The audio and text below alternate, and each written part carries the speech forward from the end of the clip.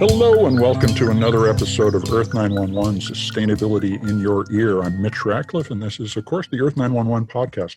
We're talking today about wishcycling, the sending stuff through the recycling bin that doesn't belong there.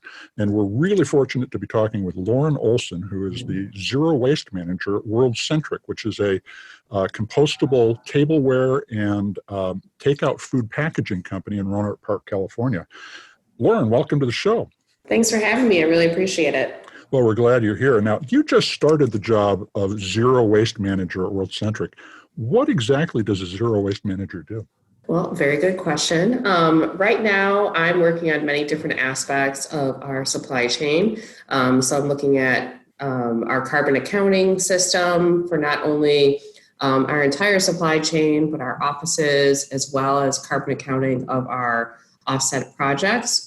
We do donate 25% of our profits before taxes to impact projects around the world, focusing on people living in extreme poverty. And so oftentimes that ends up being in sub-Saharan Africa, India, and other places.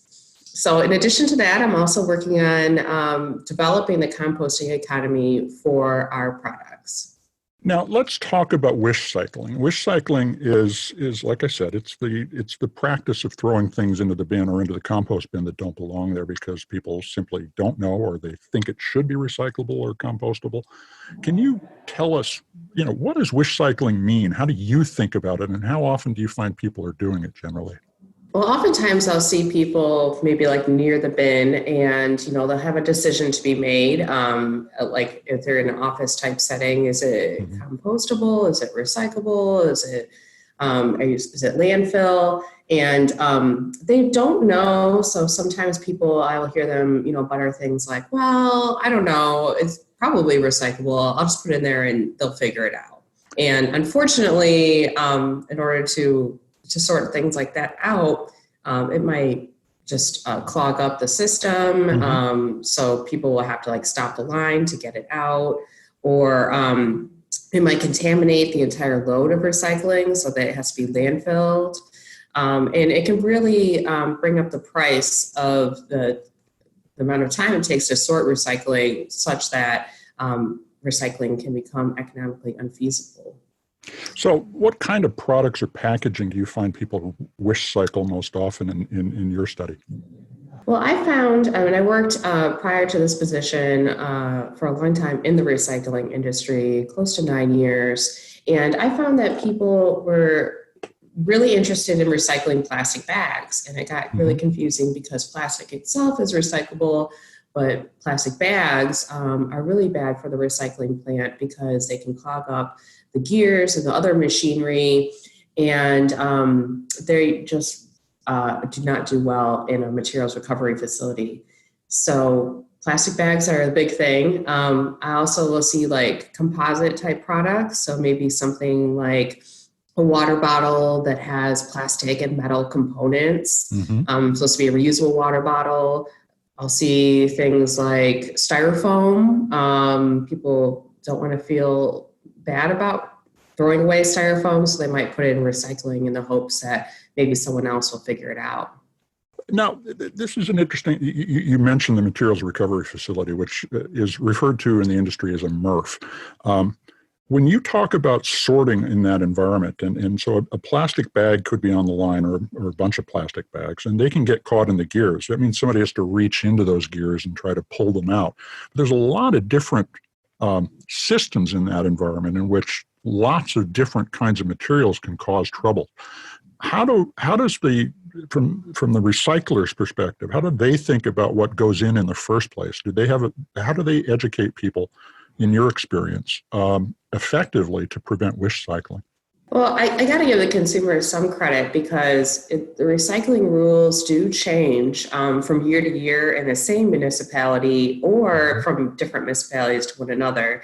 And that really depends on the market for the recycling as well as the availability of recycling in that area.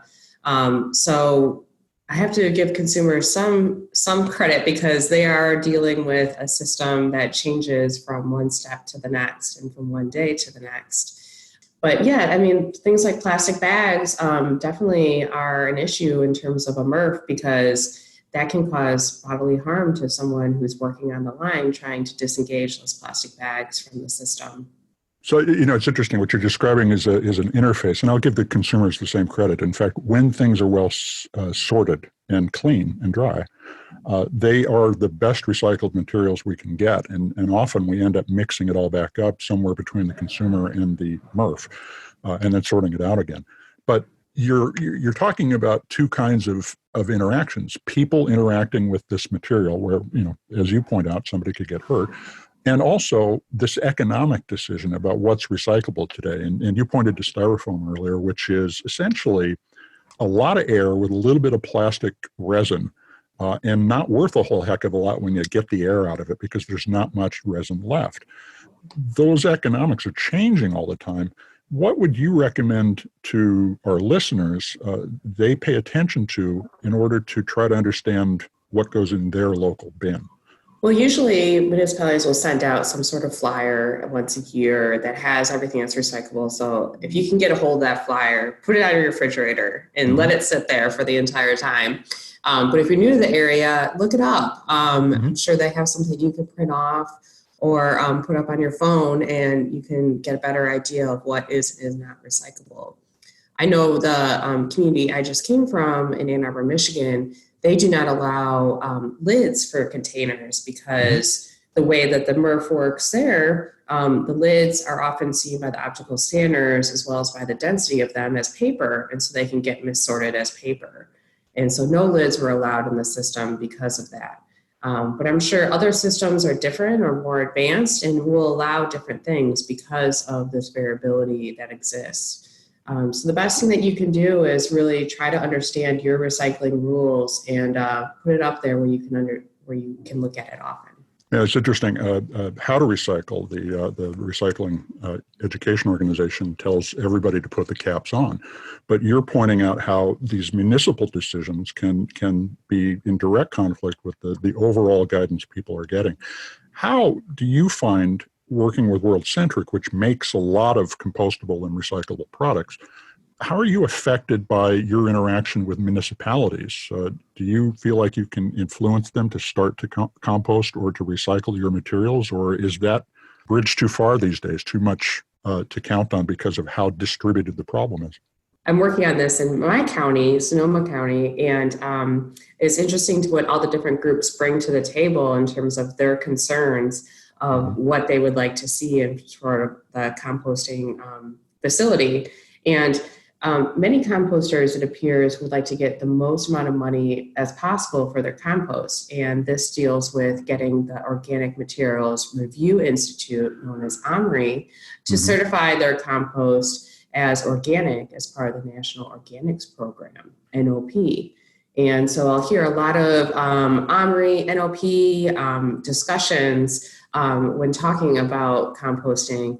And unfortunately, the way OMRI interprets NOP currently is that they see any sort of bio-based plastic, which is certified compostable, as not allowable to in organic compost. And so composters shy away from that material because they would like to get as much money as possible for their finished product in order to get the most amount of money for it to pay back their return on this huge investment in an industrial composting facility. So what you're describing is an environment in which composting is treated as an industry rather than the way we think of it in our backyard as a compost pile. The industrial composting is a lot warmer. You need other technologies like an anabolic digester, which is a mechanism that creates greater heat and instigates the breakdown of the materials. Now, when you talk with a municipality about bringing world-centric products into the market, do you have to educate them about what they need to do with it in order for it to be successfully composted? Yes, definitely. So some places accept only fiber. So our fiberware might be like a dinner plate or a bowl. And so that would be great if they can put that into the compost.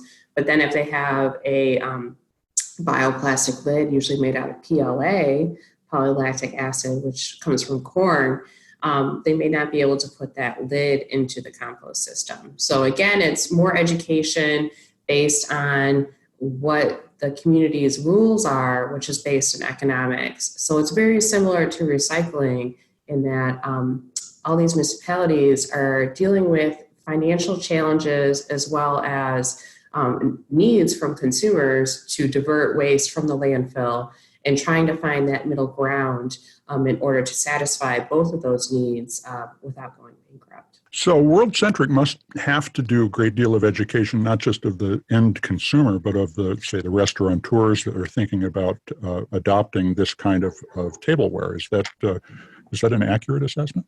Yes, and in fact, we have Google Maps that we will share with customers that help them find the nearest composting facility so that we can better help them get the resources that they need in order to make signage or educate their employees about what they can and cannot compost of World Centric's items. So if you had to give listeners one action to take to reduce their tendency to wish cycle, what would that be? I would say look up the rules in your particular community and try to put them to heart and try your best to really follow them. And if you're unsure, when in doubt, until you can figure it out, I would say, unfortunately, landfill it. And with that landfilling, hopefully you can take in some sort of lesson to figure out how maybe you can avoid that product to begin with, either by going with reusables or looking up your rules for composting and recycling so that you can facilitate these processes in a way which helps and benefits the recyclers and the composters. So that brings up a question, since World Centric makes compostable tableware and food packaging and PLA that can also be recycled. How can our listeners find out how to get restaurants or grocers in their community to adopt compostable packaging? That's a good question. I think it really depends on the restaurant or the grocer and what their availability to change over is. Some people are locked into contracts, and so getting them at the right time in which they are available to have their contract broken or look into different items. But World Centric's products, I know, are very price competitive compared to petroleum substitutes. So that we are trying our best in order to really be able to be a drop-in substitution for many needs. And so where can folks find out about World Centric products?